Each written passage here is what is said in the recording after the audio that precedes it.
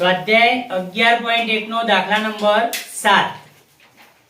એમાં આપણને એક વર્તુળ 12 સેમી ત્રિજ્યાનું વર્તુળ કહ્યું છે અને એની જીવા કેન્દ્ર આગળ 120 અંશનો ખૂણો આંતરે છે. તો આ જીવાના અનુરૂપ વૃત્તખંડનું ક્ષેત્રફળ શોધવું છે. તો આપણને વર્તુળની ત્રિજ્યા r બરાબર 12 સેમી આપેલ છે અને ખૂણો θ 120 અંશ છે.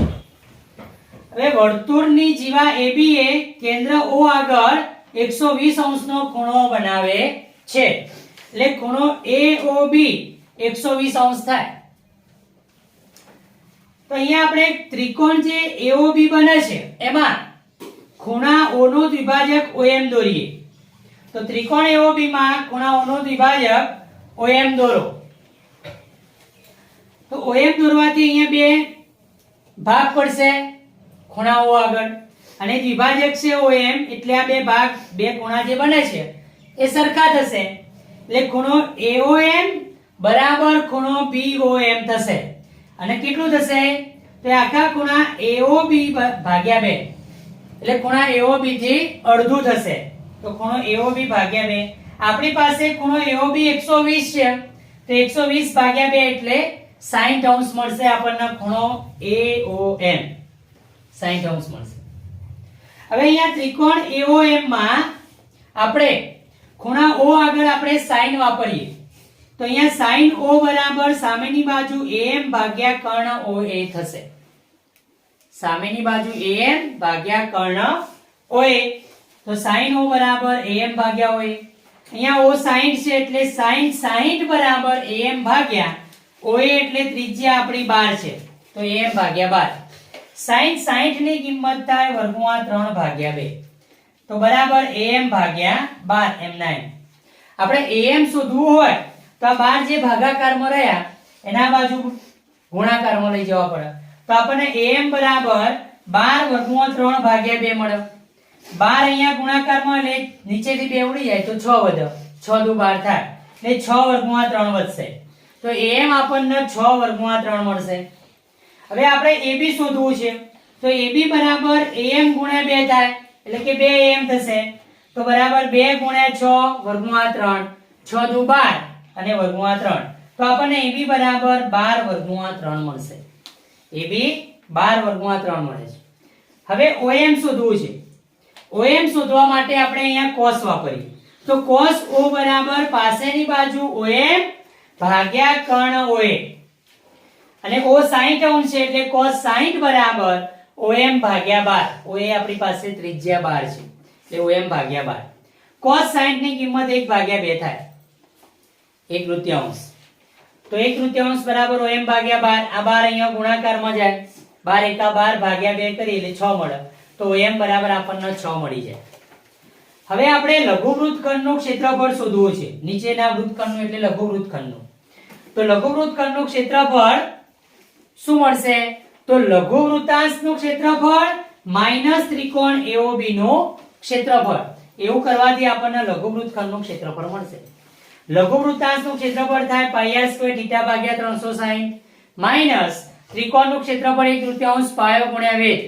તો 1/3 ગુણ્યા પાયો અહીંયા AB છે અને વેધ OM. તો 1/3 ગુણ્યા AB ગુણ્યા OM. તો πr² θ માં પાઈ ની કિંમત 314 ભાગ્યા 100 ગુણ્યા r² r આપણી પાસે 12 છે. r આપણી પાસે 12 છે એટલે 12 ગુણ્યા 12 ગુણ્યા θ 120 ભાગ્યા 360. 120 માં પાછળની 0 અને 360 ની નીચે પાછળની 0 છે એ ઉડી જાય. 12 તરી 36 થાય એટલે 12 ઉડી જાય તો 3 વધશે નીચે. અહીંયા 12 છે 4 તરી 12 થાય એટલે 3 ઉડી જાય તો અહીંયા 4 વધે એટલે આ 3 અને ઉપર 3 ઉડી જશે. તો હવે આપણી પાસે અહીંયા 314 ગુણ્યા 12 ગુણ્યા 4 વધે છે ભાગ્યા 100. અહીંયા 1/3 ગુણ્યા AB ની કિંમત આપણી પાસે 12 વર્ગમૂળ 3 છે અને OM 6 છે તો 12 વર્ગમૂળ 3 ગુણ્યા 6. આ ભાગાકારમાં 2 છે એટલે 3 દુ 6 થાય એટલે અહીંયા 3 વધશે. હવે આ 12 વર્ગમૂળ 3 ગુણ્યા 3 વધે. અહીંયા બંનેમાં 12 સરખા છે તો 12 કોમન નીકળી જશે એટલે અહીંયા 314 ગુણ્યા 4. 314 ગુણ્યા 4 એટલે 1256 થશે ભાગ્યા 100. આવું વધશે. અહીંથી બહાર નીકળી ગયા એટલે 3 વર્ગમૂળમાં 3 વધશે. અહીંયા 3 ગુણ્યા વર્ગમૂળમાં 3 એટલે 3 વર્ગમૂળમાં 3. આ 12 એમના એમ 1256 ભાગ્યા 100 એને 100 વડે ભાગીએ એટલે 12.56 થઈ જશે.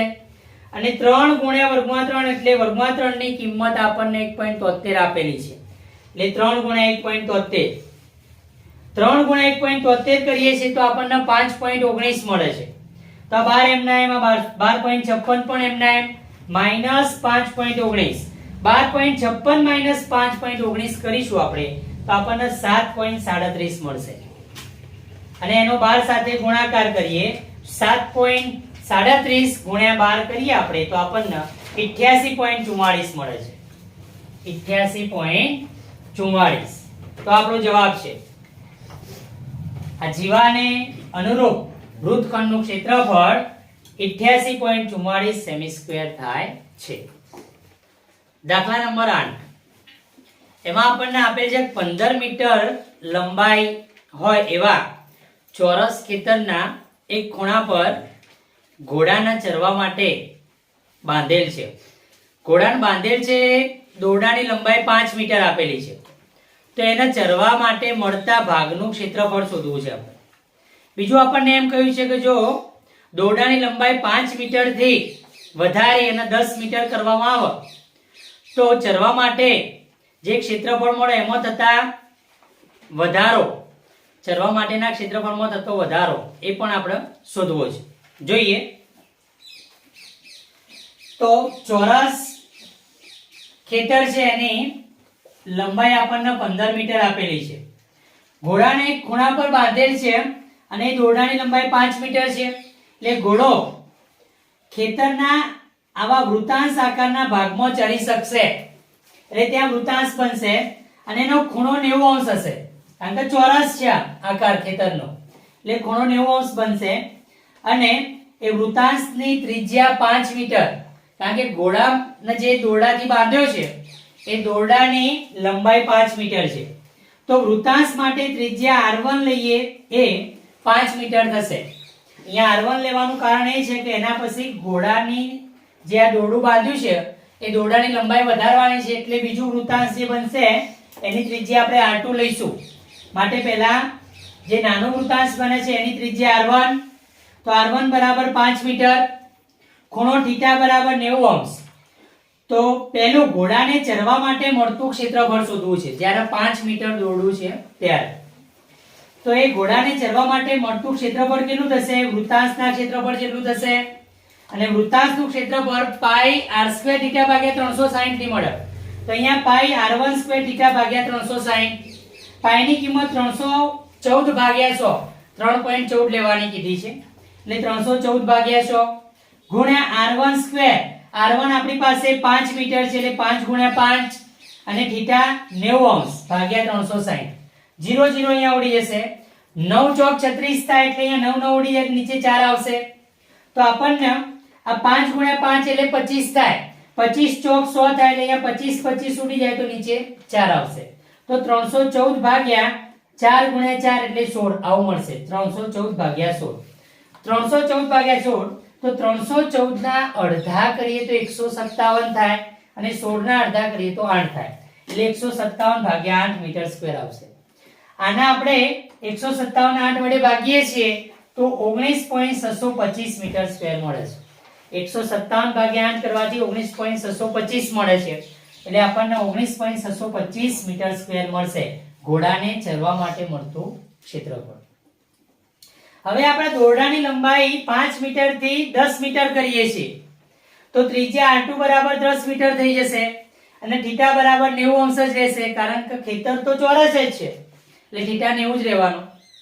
હવે ઘોડાને ચરવા માટે મળતું ક્ષેત્રફળ જ્યારે દોરડાની લંબાઈ 10 મીટર છે ત્યારે તો બરાબર પાઈ r2 સ્ક્વેર θ ભાગ્યા 360 પાઈની કિંમત 314 ભાગ્યા 100 કરીશું ગુણ્યા r2 એટલે 10 છે તો 10 ગુણ્યા 10 ગુણ્યા θ 90 ભાગ્યા 360 0 0 ઉડી જાય 9 ચોક 36 એટલે 4 આવશે 10 ગુણ્યા 10 એટલે 100 થાય એટલે 100 ઉડી જશે ઉપર નીચે તો 314 ભાગ્યા 4 વધશે. 314 ના અડધા 157 અને નીચે 2 દુ 4 એટલે 2 2 ઉડી જાય એટલે 157 ભાગ્યા 2 આવશે મીટર સ્ક્વેર. 157 ભાગ્યા 2 કરીએ તો 78.5 મીટર સ્ક્વેર આવશે. હવે આ વધારો થયો, ક્ષેત્રફળ વધ્યું, દોરડાની લંબાઈ વધારી તો ચરવા માટેના ક્ષેત્રફળમાં થતો વધારો બરાબર, તો આ વધારો જે થયો, જે વધ્યું 78.5 માઈનસ જે પહેલા હતું એ 19.625 કરીશું એટલે આપણને જે વધ્યું એટલું ક્ષેત્રફળ મળી જશે. તો 78.5 માંથી 19.625 બાદ કરતા આપણને 58.875 મીટર સ્ક્વેર મળશે.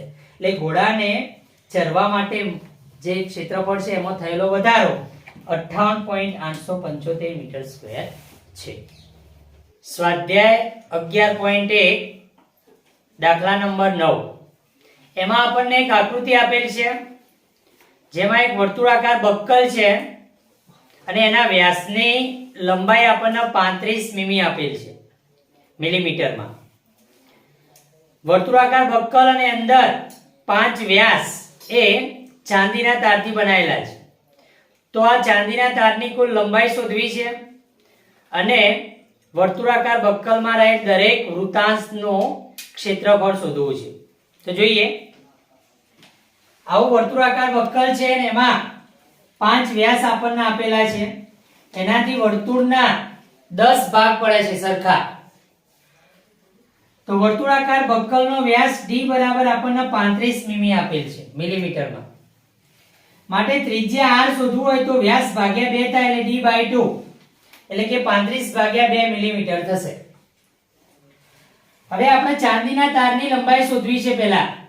તો ચાંદીના તારની કુલ લંબાઈ બરાબર આ વર્તુળાકાર જે ભાગ રહ્યો એટલે કે વર્તુળનો પરિઘ, તો વર્તુળાકાર બક્કલનો પરિઘ પ્લસ આ 5 વ્યાસ જે રહ્યા એ પણ ચાંદીના બનેલા છે ચાંદીના તારથી, તો પ્લસ 5 ગુણ્યા વ્યાસ.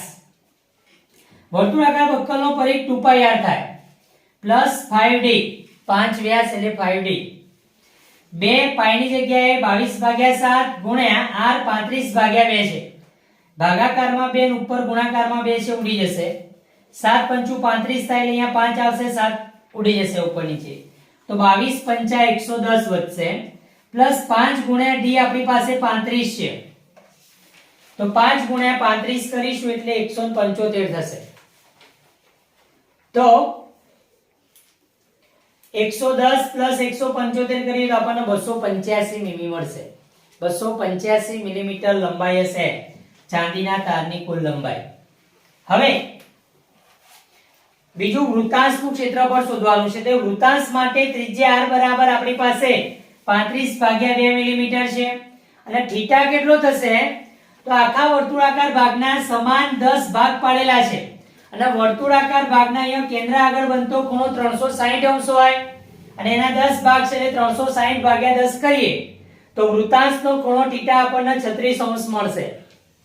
તો વૃત્તાંશનું ક્ષેત્રફળ બરાબર πr² θ ભાગ્યા 360 થાય. વૃત્તાંશના ક્ષેત્રફળનું સૂત્ર છે πr² θ ભાગ્યા 360. એમાં કિંમતો મૂકીએ. π બરાબર 22/7 ગુણ્યા r આપણી પાસે 35/2 છે તો બે વખત 35/2 ગુણ્યા 35/2 આવશે ગુણ્યા θ 36/360. 36/360 કરીએ તો અહીંયા આપણને 36/360 થશે એટલે નીચે 10 મળશે. 7 પંચું 35 થાય અહીંયા એટલે 5 આવશે, 7 7 ઉડી જશે. અહીંયા 35 છે, 7 પંચું 35, આ 2 પંચું 10 એટલે 5 5 ઉડી જાય એટલે 7 અને નીચે 2 આવશે. 11 દુ 22, આ 2 ઉડાડીએ તો 11 અહીંયા આવશે. 11 દુ 22, 2 ઉડી જશે. તો અહીંયા આપણી પાસે 11 ગુણ્યા 5 ગુણ્યા 7 વધે એટલે 11 ગુણ્યા 7 પંચું 35, તો 11 ગુણ્યા 35 અને નીચે 2 ગુણ્યા 2 એટલે 4 વધે છે. 11 ગુણ્યા 35 કરીએ તો 385 મળશે અને ભાગ્યા 4 તો 385/4 મિલીમીટર નો સ્ક્વેર. વૃત્તાંશનું ક્ષેત્રફળ આપણને 385/4 મિલીમીટર સ્ક્વેર મળશે. આ દરેક વૃત્તાંશનું ક્ષેત્રફળ આટલું હશે 385/4 મિલીમીટર સ્ક્વેર. દાખલા નંબર 10. એમાં આપણને એક છત્રી આપી છે જેનો ભાગ આવો વર્તુળાકાર લેવાનો છે અને એમાં 8 સળિયા છે. તો તેના બે ક્રમિક સળિયા વચ્ચેના ભાગનું ક્ષેત્રફળ શોધવું છે આપણે. તો બે ક્રમિક સળિયા વચ્ચેના વૃત્તાંશ માટે ત્રિજ્યા r બરાબર આપણને આની 45 સેમી આપેલી છે. તો થીટા, ખૂણો થીટા કેટલો થશે અહીંયા? તો અહીંયા 8 ભાગ પડે છે, વર્તુળના 8 સમાન ભાગ પડે છે. એટલે થીટા બરાબર કુલ ખૂણો 360 છે એના ભાગ્યા 8, એટલે 360 ભાગ્યા 8 એટલો થશે ખૂણો. હવે બે ક્રમિક સળિયા વચ્ચેના ભાગનું ક્ષેત્રફળ, તો એ વૃત્તાંશનું ક્ષેત્રફળ થાય અને વૃત્તાંશનું ક્ષેત્રફળ પાઈ r સ્ક્વેર થીટા ભાગ્યા 360 થશે. એમાં કિંમતો મૂકીએ તો પાઈ ની કિંમત 22 ભાગ્યા 7 ગુણ્યા r આપણી પાસે 45 છે, તો r સ્ક્વેર એટલે 45 ગુણ્યા 45 ગુણ્યા થીટા તો 360 ભાગ્યા 8 અને ભાગ્યા 360. 360 ઉડી જશે. અહીંયા 22 એમના એમ ગુણ્યા 45 ગુણ્યા 45 એટલે 2025 ભાગ્યા 7 ગુણ્યા 8 એટલે 56 થાય. હવે 2025 ગુણ્યા 22 કરીએ આપણે તો આપણને 44550 મળે છે. તો 44550 ભાગ્યા 56. હવે ઉપર નીચે અડધા કરીએ તો 22275 ગુણ્યા 2 એટલે 44550 થાય અને 28 ગુણ્યા 2 એટલે 56 થાય. ઉપર નીચે 2 ઉડી જાય તો આપણને 22275 ભાગ્યા 28 મળે. તો આ બે ક્રમિક સળિયા વચ્ચેના ભાગનું ક્ષેત્રફળ આપણને 22275 ભાગ્યા 28 સેમી સ્ક્વેર મળે છે.